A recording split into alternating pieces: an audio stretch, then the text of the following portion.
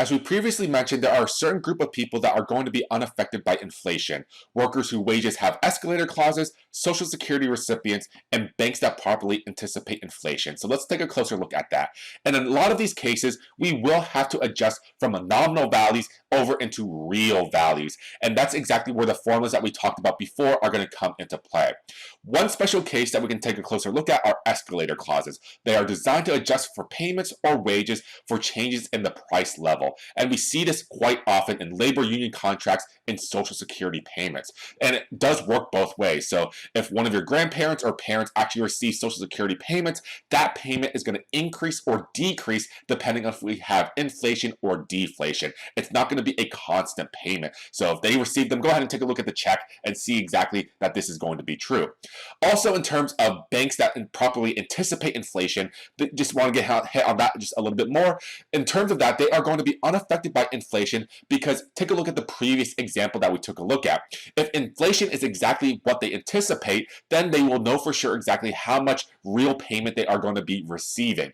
So banks that have all the right data, that have all the right models, if they properly anticipate inflation, then they will know for sure exactly what's going to be happening in terms of real payment and the loan terms of agreement that they laid out. In terms of the escalated clauses, just moving on to that once again, we see this in labor union contracts where the labor actually will fight for the workers, for the employees. They make sure that the employees are going to be getting raises every single year that match up with the rate of inflation, because if it doesn't match up with the rate of inflation, then you're losing purchasing power. And we see this quite often in business as well in terms of rental agreements. If you rent out a location, your rent is typically going to go up every single year at the rate of inflation. It doesn't stay at a constant pace. So if we are interested in seeing exactly what new payments should be or what our new salary should be, if we have an escalator clause attached to that, there is once again a formula that we are going to use. So take a look at the escalator clause formula. So let's go ahead and just give you an example straight off of this.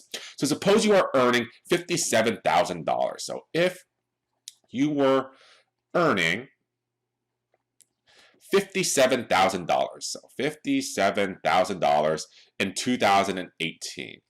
If you were earning $57,000 in 2018 and the inflation rate was, say, equal to 6.09%. So we solved for that before. So inflation rate is equal to 6.09%.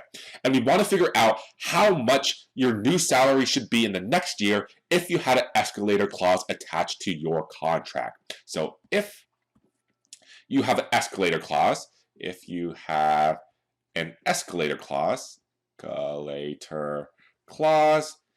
in your contract, in your job contract,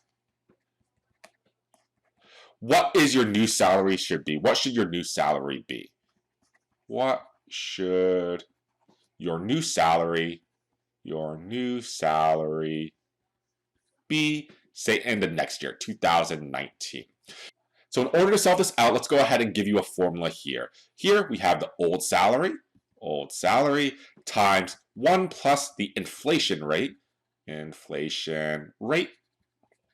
will give us that new salary. So essentially here, it's going to be a type of percentage added in. So old salary times 1 plus the inflation rate equals the new salary. And it's very important to put this inflation rate, put this into decimal form. So this 6.09%, move the decimal place over 2 places to the left, divide it by 100, because if you do not put it into a decimal form, you will get ridiculously large numbers. So do be aware of that.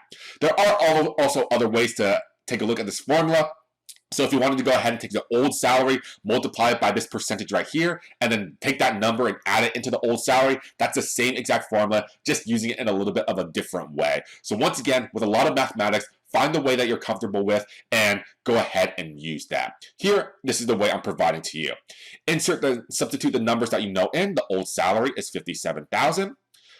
We add in 1 plus the inflation rate. Remember, inflation rate in decimal form divided by 100, so 0.0609. And then multiply everything together, and that will give you $60,500.